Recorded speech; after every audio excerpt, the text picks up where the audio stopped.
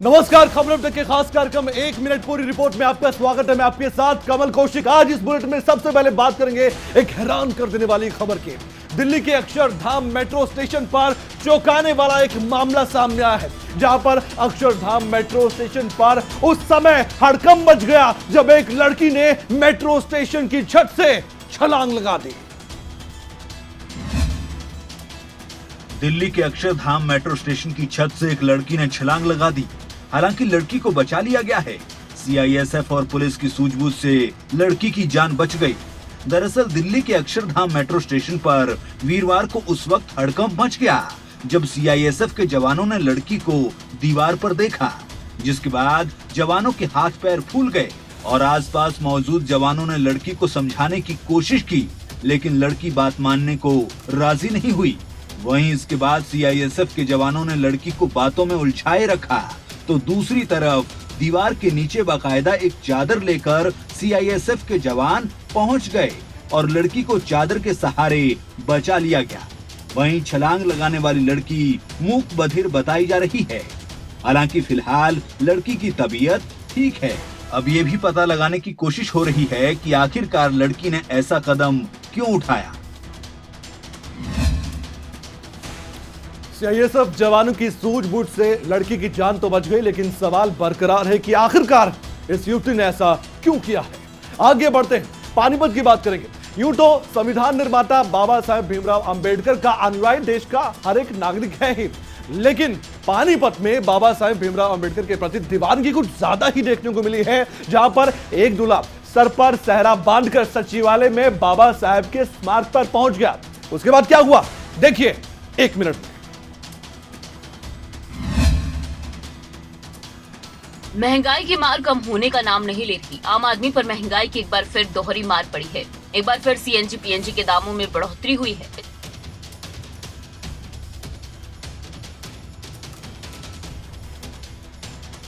लगातार बढ़ोतरी के बीच अब सीएनजी पीएनजी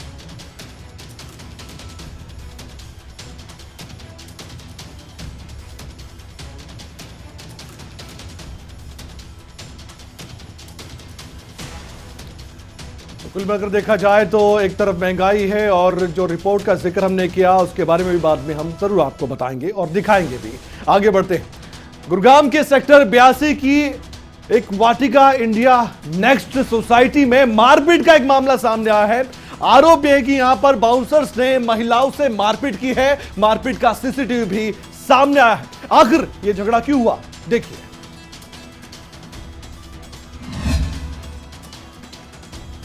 ये गुरुग्राम के सेक्टर 82 की वाटिका इंडिया नेक्स्ट सोसाइटी है। आरोप है कि यहाँ बाउंसरों ने महिलाओं से मारपीट की है। बताया जा रहा है कि बच्चों के विवाद के कारण बाउंसरों ने महिलाओं से मारपीट की। पूरा विवाद सोसाइटी के पार्क में बच्चों के खेलने को लेकर हुआ था, जिसके बाद बच्चों का ये विवाद इतना बढ़ गया कि बड़ों तक पहुँच गया और देखते ही देखते बाउंसरों ने महिलाओं से मारपीट शुरू कर दी। मारपीट की पूरी घटना सीसीटीवी में कैद हो गई है, जिसमें साफ देखा जा सकता है कि कैसे बाउंसर महिलाओं से मारपीट कर रहे हैं। बाउंसरों ने ये भी नहीं देखा कि जिन पर वो हाथ उठा रहे हैं वो महिलाएं हैं, बल्कि उन पर तो इस बात का कोई फर्क ही नहीं पड़ा। जब विवाद ज्यादा बढ़ा तो सोसाइटी के काफी लोग इकट्ठे हो गए, लेकिन आरोपी बाउंसर फिर भी नहीं माने और लोगों को दौड़ा दौड़ा कर पीटा।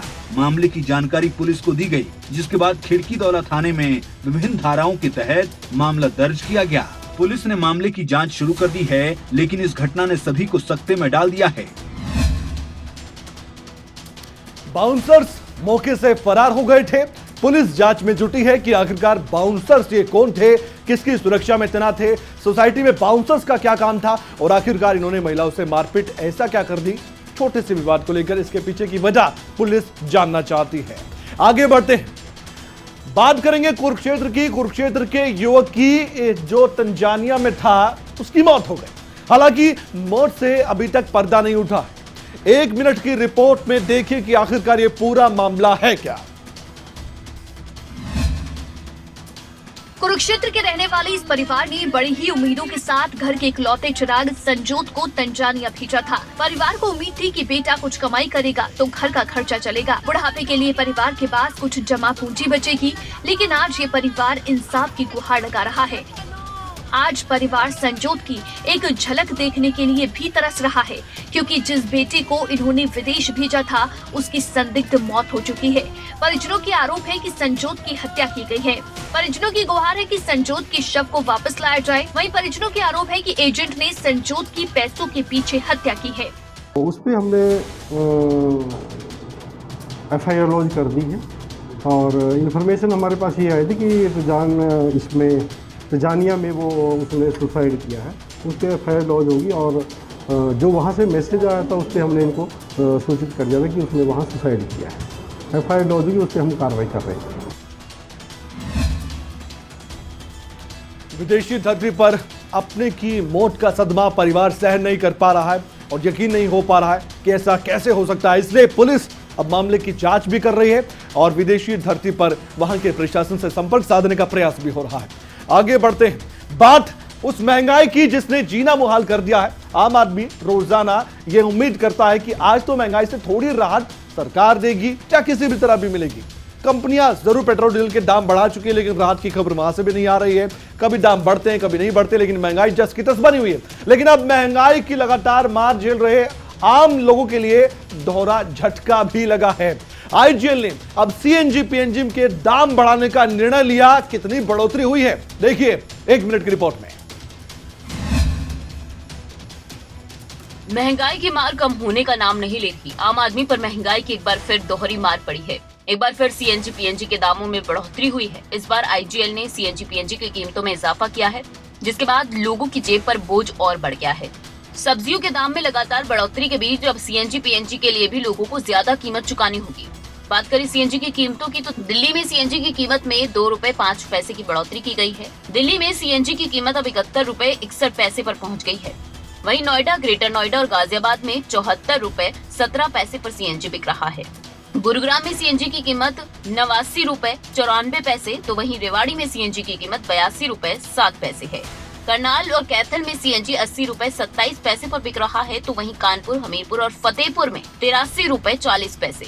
वहीं मुजफ्फरनगर, मेरठ और शामली में CNG के रेट 78 रुपए 84 पैसे पर पहुंच गए हैं। दिल्ली में PNG की कीमत 45 रुपए 86 पैसे। आज तक CNG के इतने बढ़ते दाम किसी ने नहीं देखे हैं। रिकॉर्ड तोड़ दाम हो चुके हैं। एक तरफ पेट्रोल डीजल के दाम बढ़ रहे हैं, CNG के दाम बढ़ रहे हैं। अब लोगों के लिए वाहन चलाना भी मुश्किल सा हो गया, लेकिन PNG के दाम भी बढ़ना, ये भी सीधा सीधा आम आदमी पर बड़ा असर करता है। अब आपको बताते हैं कि किस तरीके से संविधान निर्माता बाबा साहब भीमराव अंबेडकर के अनुयायी कैसे अपनी दीवानगी को प्रदर्शित करते हैं, क्योंकि आज पूरा देश उनको याद कर रहा है। पानीपत से रिपोर्ट देखिए और समझिए कि कैसे भीमराव अंबेडकर, जो कि संविधान निर्माता थे, उनको याद किया गया। संविधान निर्माता और देश के पहले कानून मंत्री बाबा साहेब अम्बेडकर की आज जयंती है। इस मौके पर देश भर में उनकी याद में कार्यक्रम किए जाते हैं। हरियाणा में भी कार्यक्रम आयोजित किए गए, लेकिन पानीपत के युवक सोनू अठावले के बाबा साहिब के प्रति सम्मान को देखकर हर कोई चकित रह गया। दरअसल सोनू अठावले सिर पर सेहरा बांध जिला सचिवालय में बाबा साहिब के स्मारक पर पहुंचा, जहां उसने बाबा साहिब के स्मारक पर पुष्प अर्पित किए और उनको नमन किया। दूल्हा बने सोनू अठावले ने बताया कि उसने कसम खाई थी कि बाबा साहिब की जयंती पर ही शादी करेगा और बाबा साहिब का आशीर्वाद लेकर ही बारात चढ़ेगा। अम्बेडकर जी थे तो हम हैं, इन्हीं की वजह से आज जो कुछ भी हमारा समाज है हम हैं, इन्हीं का बहुत बड़ा हाथ है, इनके बिना हम कुछ नहीं थे। तो दूल्हे सोनू अठावले ने बताया कि आज जो भी वो है और जो उसके अधिकार हैं, सब बाबा साहिब की देन है। बाबा साहिब के प्रति दूल्हे के सम्मान, इस दीवानगी को देख हर कोई चकित था। बाबा साहेब भीमराव अंबेडकर की संविधान बनाने में बहुत बड़ी भूमिका थी, इसलिए आज लोकतंत्र में जो भी कुछ अधिकार मिले हैं हमें, उनका भी एक बड़ा योगदान उसमें है। अब आपको बताते हैं कि कैसे अब सार्वजनिक जगहों पर धूम्रपान करना महंगा पड़ सकता है। दरअसल जींद में सार्वजनिक जगहों पर धूम्रपान करने वाले लोगों के चालान काटे गए हैं, साथ ही लोगों को जागरूक किया गया। एक बड़ी चेतावनी भी दी गई है। 1 मिनट में देखिए पूरी रिपोर्ट।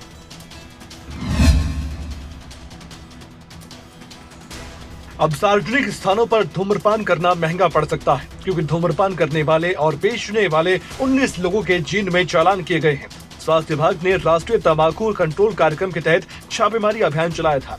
इसके तहत सार्वजनिक स्थानों जैसे कि जिला नागरिक अस्पताल परिसर, सिविल सर्जन कार्यालय, मिनी सचिवालय, खंड विकास पंचायत अधिकारी, तहसील कार्यालय, रेलवे स्टेशन, कैंटीन पर धूम्रपान करने वाले 19 लोगों के चालान किए गए, जिसमें से 6 स्कूल के आसपास बीड़ी सिगरेट बेचने वाले दुकानदारों और 13 धूम्रपान करने वाले लोगों के भी चालान किए गए। उप civil surgeon dental doctor Ramesh Panchal ने अभियान के तहत धूम्रपान करने वालों को जागरूक किया और समझा कि धूम्रपान से काफी नुकसान होता है। 6 ऐसे दुकानदार हैं जो स्कूल और कॉलेज की दीवार के साथ थे, उनके भी हमने चालान काटे। सभी सरकारी और प्राइवेट स्कूल और कॉलेज के 100 मीटर के दायरे में बीड़ी सिगरेट के बेचने पर पूर्णतः प्रतिबंध लगाया गया है और अब इस तरह के अभियान और तेज कर दिए जाएंगे। इस तरह के जागरूकता अभियान चलाने की और भी ज्यादा जरूरत है। सबको मालूम है कि सार्वजनिक जगहों पर धूम्रपान करना एक तरह से अब कानूनी जुर्म भी है और इस पर जुर्माना भी लगाया जाता है, लेकिन उसके बावजूद भी लोग मानने को तैयार नहीं होते, इसलिए ये अभियान और तेज करना चाहिए। अब आपको बताते हैं कि जेडीपी के राष्ट्रीय अध्यक्ष अजय चौटाला किस तरीके से अब पेंशन के मुद्दों को लेकर खुल के बोल रहे हैं, बिजली के मुद्दे पर भी अपनी राय दे रहे हैं। यह भी जानकारी देना जरूरी है कि बिजली के अघोषित कट को लेकर हरियाणा के कई क्षेत्रों में लोग त्रस्त भी हैं। इसको लेकर अपनी राय देते नजर आए अजय चौटाला। 1 मिनट में देखिए पूरी रिपोर्ट और उनका बयान। भिवानी पहुंचे जेजेपी के राष्ट्रीय अध्यक्ष अजय चौटाला ने बड़ा खुलासा करते हुए कहा कि वो 5 बार विधायक और सांसद रह चुके हैं, पर कभी पेंशन का 1 पैसा नहीं लिया। साथ ही कहा कि जिन्हें जरूरत नहीं उनकी पेंशन काट दो। आम आदमी पार्टी पर कटाक्ष करते हुए कहा कि सिर्फ बातों से काम नहीं चलता, आम आदमी पार्टी की सरकार धरातल पर कुछ काम करके भी दिखाए। इस दौरान उन्होंने लोगों की समस्याएं भी सुनी और मीडिया से रूबरू होते हुए कई मुद्दों पर अपनी राय रखी। बिजली दूसरे एजेंसी से भी खरीद रही है सरकार, महंगी लेकर के सस्ती देने का काम कर रही है। गर्मी के मौसम में ये समस्याएं होती है। जिसको ज़रूरत नहीं है उसकी सारी बंद कर दो चाहे, मैं तो लेता ही नहीं। मैंने आज तक एक सिंगल पेन ही नहीं ली है। वो तो एक पेंशन की बात करते हैं, मैंने एक पेन ही नहीं ली। गर्मी में बढ़ती बिजली पानी की समस्या को लेकर कहा कि इसके समाधान के लिए सरकार एजेंसियों से महंगी बिजली खरीदकर लोगों को सस्ते में दे रही है। मुद्दे अलग है, लेकिन राजनीति में आम आदमी पार्टी का जिक्र हरियाणा में ज्यादा हो रहा है। यही वजह है कि अजय चौटाला की जुबानी भी आम आदमी पार्टी को लेकर प्रतिक्रिया देखने को मिली है। लेकिन बात आम आदमी पार्टी की हम करेंगे ही करेंगे, क्योंकि ओपी धनखड़ जो कि बीजेपी के प्रदेश अध्यक्ष हैं, उन्होंने भी आम आदमी पार्टी को लेकर अपनी राय भी दी है, निशाना भी साधा और साथ ही विपक्ष में बैठी कांग्रेस को लेकर भी जो तंज कसे वो भी देखिए आप 1 मिनट की इस रिपोर्ट में। हरियाणा बीजेपी अध्यक्ष ओम प्रकाश धनखड़ ने चरखी दादरी में पूर्व स्वतंत्रता सेनानी और पूर्व सांसद रामकृष्ण गुप्ता की प्रतिमा का अनावरण किया। ओपी धनखड़ ने जनता कॉलेज के सभागार में देशभक्ति कार्यक्रम में शिरकत की। ओपी धनखड़ ने कहा कि हरियाणा में बिजली की कमी जरूर है, बावजूद इसके सरकार बिजली पूर्ति की पूरी कोशिश कर रही है। जल्द ही प्रदेश में बिजली की किल्लत दूर हो जाएगी।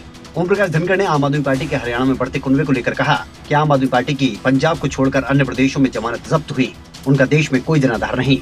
आम आदमी पार्टी की 349 स्थानों पर उनकी यूपी में जमानत जब्त हुई है। सरकार को बिजली थोड़ी कम मिल रही है। कुल मिला के हरियाणा में ही मेरी मुख्यमंत्री जी से और बिजली मंत्री जी से बात हुई थी, वो अरेंज कर रहे हैं जिससे पूरे हरियाणा को आराम से बिजली मिल सके। इसके अलावा ओम प्रकाश धनखड़ ने हरियाणा कांग्रेस में अध्यक्ष पद के लिए जोर आजमाइश को लेकर भी कांग्रेस पर निशाना साधा। कांग्रेस में उन्होंने कहा कि बेचैनी बनी हुई है। हरियाणा में कांग्रेस अध्यक्ष पद के लिए रार चल रही है और कांग्रेस अपना प्रदेश अध्यक्ष का नाम भी तय नहीं कर पा रही। चंडीगढ़ के मुद्दे को लेकर आम आदमी पार्टी और बाकी हरियाणा के राजनीतिक दल आमने सामने थे, लेकिन अब मुद्दा पेंशन का भी है, इसलिए आम आदमी पार्टी का जिक्र हरियाणा की राजनीति में बहुत ज्यादा हो रहा है और इसी पर प्रतिक्रिया दी ओपी धनखड़ ने। राज्यसभा के सदस्य दीपेंद्र हुड्डा की बात हम करने जा रहे हैं। झज्जर में हरियाणा सरकार पर एक के बाद एक कई तरह के मुद्दों को लेकर उन्होंने निशाना साधा।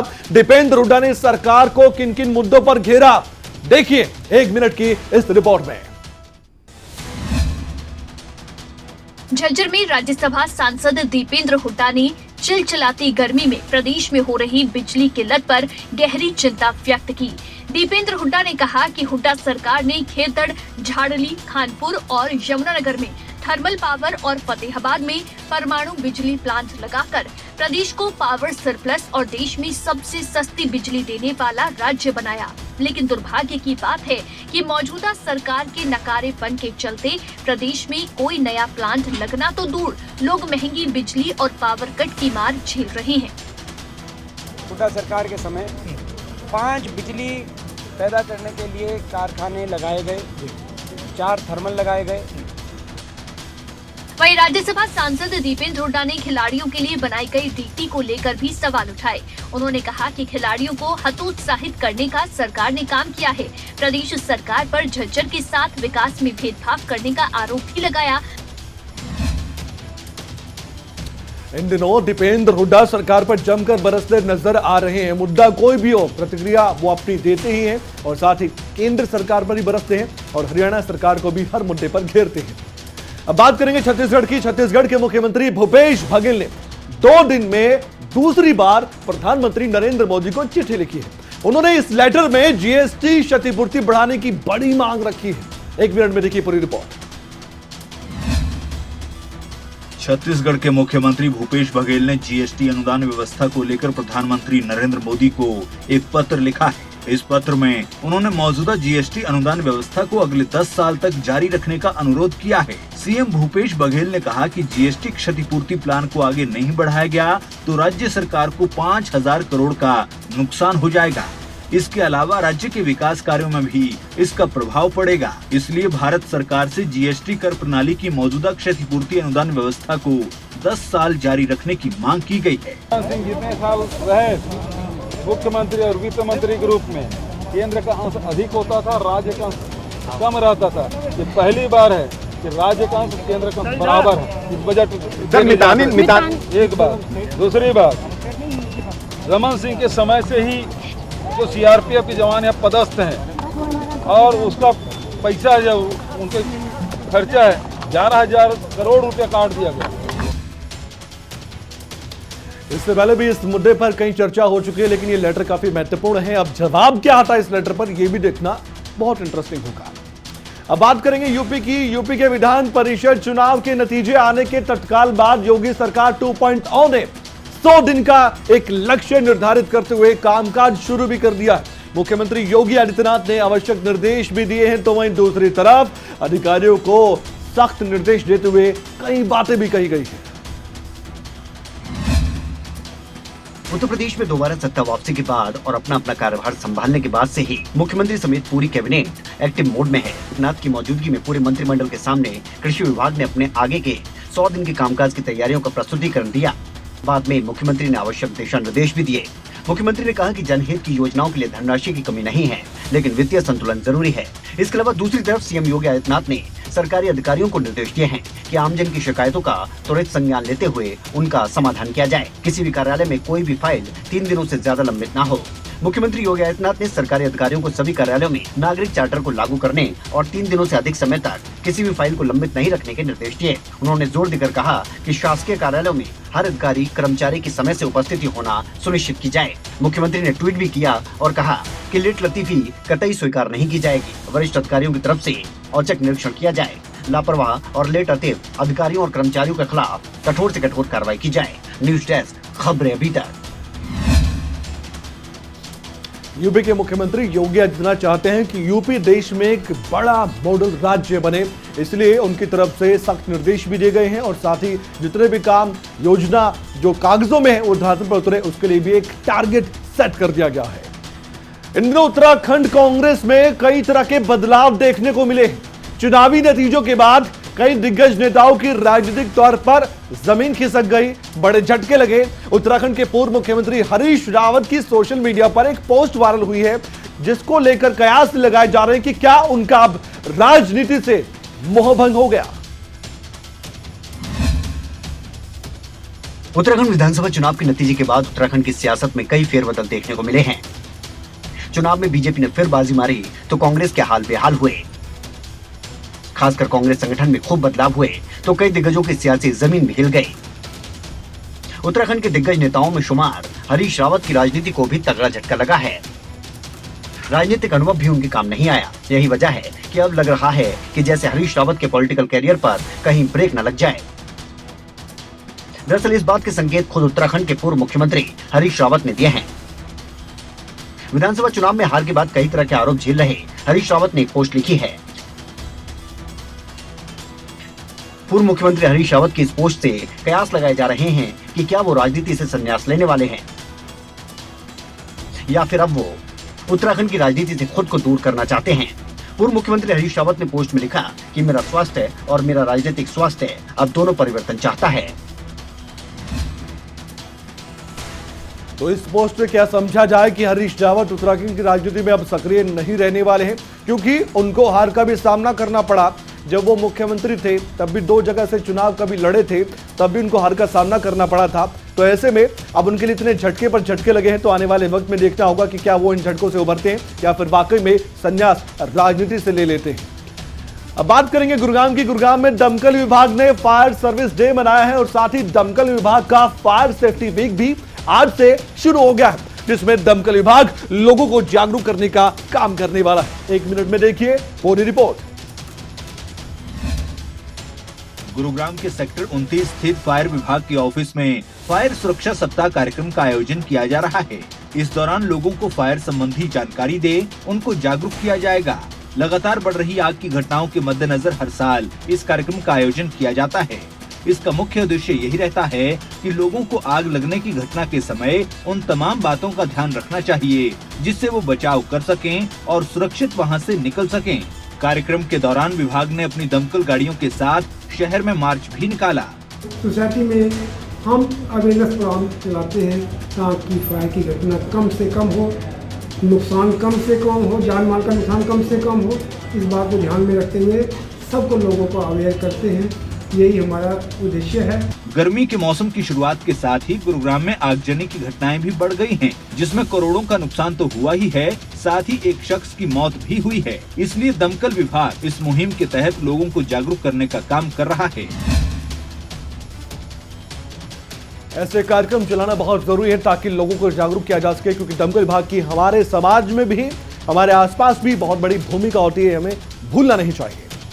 अब चीन की बात करेंगे। चीन में कोरोना के मामले फिर से बढ़ने लगे हैं। आप जानते हैं कि हमारे देश में तो कंट्रोल में स्थिति है, लेकिन अगर संभला नहीं गया तो किसी भी देश की तरह स्थिति बिगड़ सकती है, क्योंकि कई देशों में कोरोना लगातार पैर पसार रहा है। चीन के कई शहरों में सख्त कदम उठाए गए हैं और खासकर शंघाई में तो स्थिति बहुत ज्यादा खराब है। ऐसे में भारत ने अपना काउंसुलेट ऑफिस भी बंद कर दिया है। शंघाई में सख्त लॉकडाउन के कारण हालात बुरे हैं। बीजिंग में भारतीय दूतावास ने बड़ा अपडेट दिया। भारतीय दूतावास ने कहा कि शंघाई में लॉकडाउन के कारण भारत के महावाणिज्यिक दूतावास से संपर्क नहीं हो पा रहा है। दूतावास ने कहा कि महावाणिज्यिक दूतावास शंघाई में व्यक्तिगत रूप से काउंसलर सेवाएं प्रदान करने की स्थिति में नहीं है। दूतावास ने भारतीयों के लिए गाइडलाइंस भी जारी की। चीन में कोरोना की तीसरी लहर काबू में नहीं आ रही है। सख्त प्रतिबंधों के बावजूद चीन में कोरोना के रिकॉर्ड मामले सामने आ रहे हैं। चीन में बीते 24 घंटे में कोरोना के 26,000 से ज्यादा मामले सामने आए। कोरोना के बढ़ते मामलों के बीच चीन की जीरो कोविड नीति की आलोचना हो रही है। हालांकि चीन सरकार ने इसका बचाव किया। पत्रकारों को संबोधित करते हुए चीनी विदेश मंत्री ने कहा कि चीन की जीरो कोविड नीति महामारी विरोधी प्रोटोकॉल, विज्ञान और विशेषज्ञों की राय पर आधारित है। उन्होंने कहा कि कोविड को लेकर बनाई गई नीतियां WHO के सिद्धांतों पर आधारित हैं। इससे पहले अमेरिका ने शंघाई में अपने गैर आपातकालीन सरकारी कर्मचारियों को शहर छोड़ने का आदेश दिया था। अमेरिका ने चीन के शंघाई में मौजूद अपने गैर आपातकालीन सरकारी कर्मचारियों को शहर छोड़ने का आदेश दिया है। भारत में भी कोरोना ने खूब कहर बरपाया था। फिलहाल सब कुछ कंट्रोल में तो है, लेकिन अगर अभी भी हम चीन को देखकर संभले नहीं या हमने कोई भी लापरवाही की तो आने वाला वक्त हमारे लिए भी बुरा हो सकता है। ये भी हमें सोचकर चलना चाहिए। रूस ने नेटो में शामिल होने को लेकर फिनलैंड और स्वीडन को भी चेतावनी दे दी है। फिनलैंड और स्वीडन सैन्य रूप से गुटनिरपेक्ष हैं, लेकिन फिनलैंड ने अब नेटो में शामिल होने के बड़े संकेत दे दिए हैं। फिनलैंड की प्रधानमंत्री सना मारिन ने कहा है कि उनका देश नाटो में शामिल होने के लिए आवेदन करेगा या नहीं, इसको लेकर आने वाले समय में फैसला जरूर लिया जाएगा। उन्होंने कहा कि वो इस फैसले में देरी का कोई कारण नहीं देखती हैं। ये बात उन्होंने स्वीडन की प्रधानमंत्री के साथ साझा प्रेस कॉन्फ्रेंस के दौरान कही। उनकी ये टिप्पणी ऐसे समय में आई जब हाल ही में एक ऐसी रिपोर्ट सामने आई थी जिसमें कहा गया कि फिनलैंड की संसद ने कहा था कि इस वैश्विक गुट की सदस्यता के कारण फिनलैंड और रूस की सीमा पर तनाव बढ़ सकता है। रूस ने नेटो में शामिल होने को लेकर फिनलैंड और स्वीडन को चेतावनी दी। फिनलैंड और स्वीडन ने सैन्य रूप से गुटनिरपेक्ष है, लेकिन रूस के यूक्रेन पर हमले के बाद जनता के बीच इस बात को लेकर समर्थन देखने को मिला कि उनका देश पश्चिमी रक्षात्मक गठबंधन का सदस्य बने। फिनलैंड रूस के साथ 1340 किलोमीटर की सीमा साझा करता है। मारिन ने कहा कि मैं किसी भी तरह की कोई समय सूची नहीं दूंगी कि हम कब अपना फैसला लेंगे, लेकिन मुझे लगता है कि ये बहुत तेजी से होगा।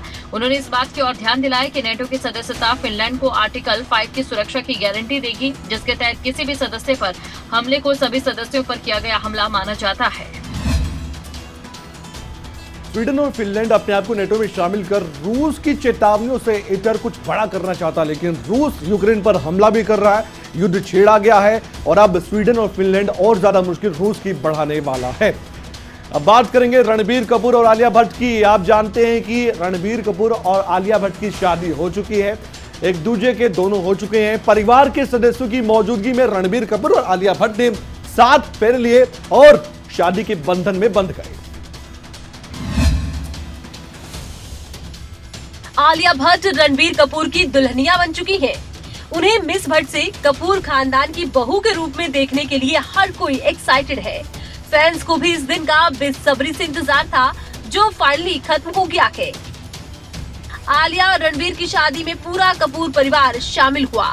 ऐसे में बहन रिधिमा कपूर और मां नीतू कपूर के लुक की तस्वीरें सोशल मीडिया पर वायरल हो रही है। नीतू कपूर के लुक की बात करें तो उन्होंने मल्टी कलर का लहंगा पहना, तो वहीं रिधिमा ने गोल्डन कलर का आउटफिट कैरी किया। माँ बेटी की जोड़ी एक साथ बहुत प्यारी लग रही है। फिलहाल आलिया भट्ट रणबीर की शादी हो चुकी है, लेकिन इस बीच फैंस ने इस कपल की एक झलक भी अभी तक नहीं देखी है। ऐसे में रणबीर और आलिया की शादी के बाद अब फैंस को दोनों की पहली झलक का इंतजार है। हर कोई आलिया को मिसेज कपूर बना हुआ देखने के लिए एक्साइटेड है। काफी लंबे समय से आलिया भट्ट और रणबीर कपूर एक दूसरे को डेट कर रहे थे। चर्चाएं पहले से थी कि दोनों शादी के बंधन में बन सकते हैं और आखिरकार ये हो भी गया। 1 मिनट पूरी रिपोर्ट में आज के लिए इतना ही। अपना ख्याल रखिए, देखते रहिए खबरें। अभी तक छोटे से ब्रेक लिए रुक रहे हैं, कहीं मत जाएगा, बने रहिए हमारे साथ।